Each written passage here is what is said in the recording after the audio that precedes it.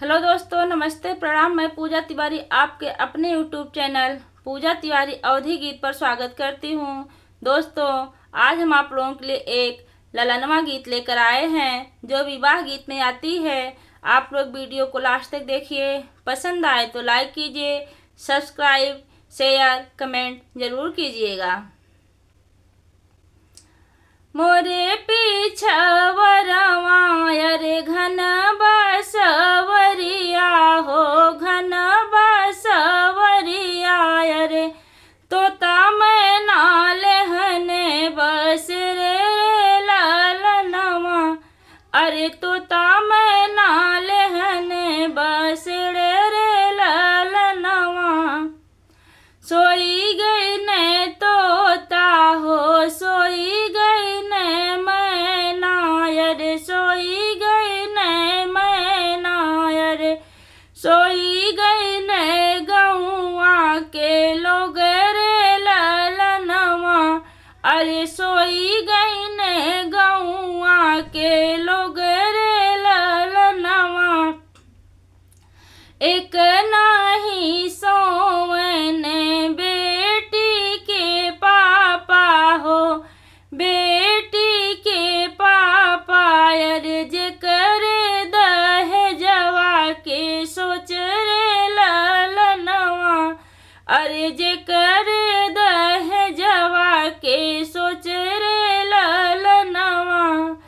मोरे पीछवरमा रे घन बसवरिया हो,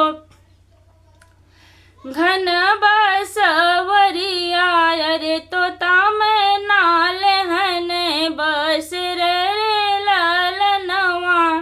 अरे तोता मैं नाले हने बस रे ललनवा।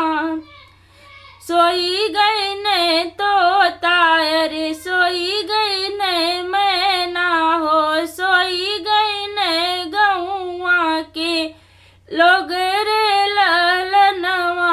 अरे सोई गई ने गौआ के लोग रे ललनवा।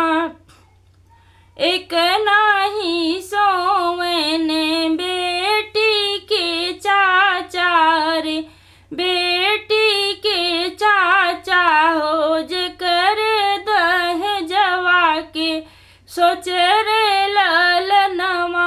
अरे जे करे दहेजवा के सोच रे ललनवा। मोरे पीछवरवा रे घन बसवरिया हो, घन बसवरिया रे तोता मैं नाले हने बस रे ललनवा।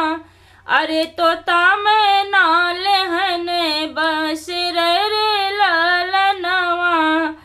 सोई गई ने तोता हो, सोई गई ने मैना रे, सोई गई ने मैना हो, सोई गई ने गौआ के लोग रे ललनवा।